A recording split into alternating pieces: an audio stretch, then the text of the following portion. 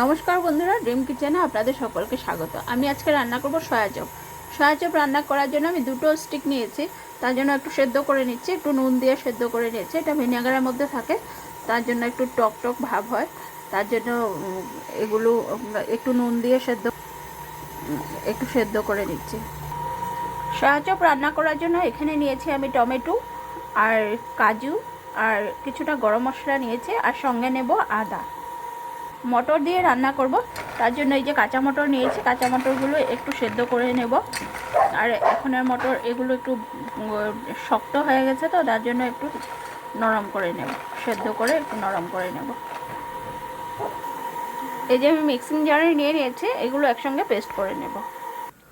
Soya চপগুলো সেদ্ধ করে নিয়েছি, এগুলো এখন আমি পাতলা পাতলা করে পিস করে নেব, না হয়তো মশলাগুলো ঢুকবে না সয়া চপটার ভিতরে। তার জন্য এভাবে করে আমি একটু পিস করে, এই যে এভাবে করে আমি পিস করে নিয়েছি। এইভাবে করে আর একটু হলুদ নুন মেখে একটু ভেজে নেব।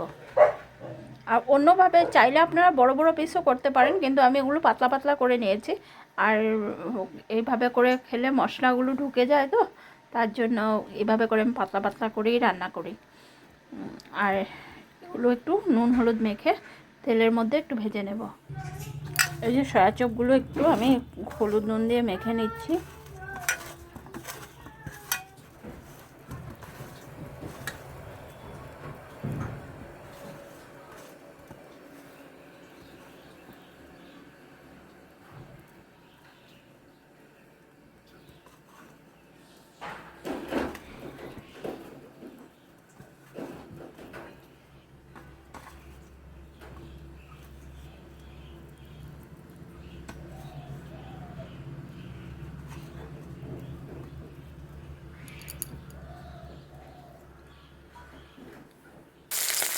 এই যে এভাবে করে একটু ভেজে নেব, একটু লাল লাল হতে দেব। পুরোটা আমি লাল লাল করে ভাজবো না, একটু হালকা লাল হলে নামিয়ে দেব।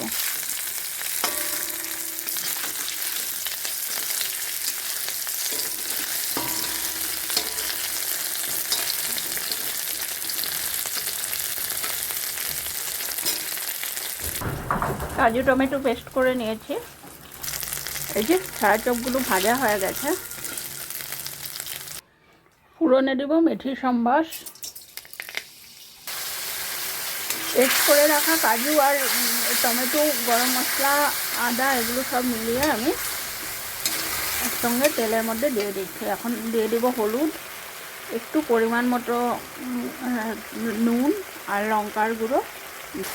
একে একে মশলাগুলো সব দিয়ে দিয়েছি, এখন এগুলো একটু ভেজে নিই।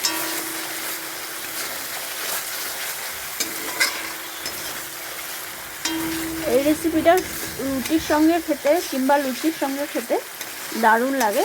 গরম ভাতের সঙ্গে তো এমনিও ভালোই লাগবে খেতে, কিন্তু রুটির সঙ্গে বা লুচির সঙ্গে খেতে আরও ভালো লাগে।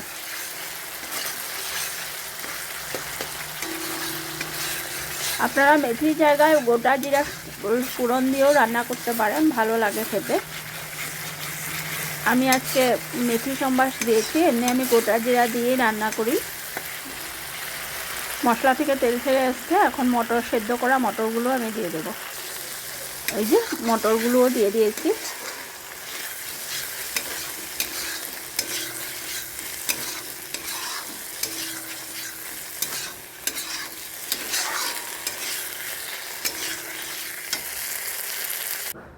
একটু ঝোল দিয়ে দিলাম, একটু বলক উঠে আসলে আমি সয়া চপগুলো দিয়ে দেবো।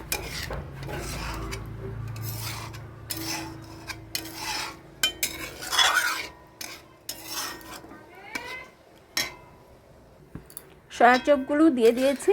এই যে দেখুন, এই যে সয়া চপ, এই যে সয়া চপ দিয়ে দিয়েছি।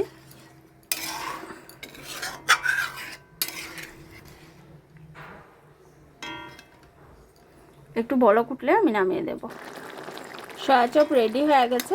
আর ভালো লাগলে আমাকে জানাবেন কী হয়েছে রান্নাটা আমার, আর কমেন্ট করে একটু বলবেন। এই যে সয়া চপ রান্না আমার হয়ে গেছে। আর আপনারা চাইলে একটু কসুরি মেথি দিয়েও খেতে পারেন, কসুরি মেথি দিলে একটু ভাল লাগে খেতে, গন্ধটাও সুন্দর হয়। আর আমার পাশে থাকবেন। আর আমি চেষ্টা করব সবার পাশে থাকবো। আর যেহেতু আমি সব ভিডিওতে বলে থাকি যে আপনারা সবাই আমার পাশে থাকবেন, সঙ্গে থাকবেন, আমিও চেষ্টা করব আপনাদের সঙ্গে থাকতে। তবে আমার একটু অসুবিধা হয়, সময়ের একটু অসুবিধা হয়, সময়টা আমার খুব কম পাই আমি, তার জন্য আমি কিছু ফেসবুকের মধ্যে আমার পেজে কাজ করতে পারি না। আর তার জন্য আমি ক্ষমা প্রার্থী। আর এই যে আমার রান্না রেডি।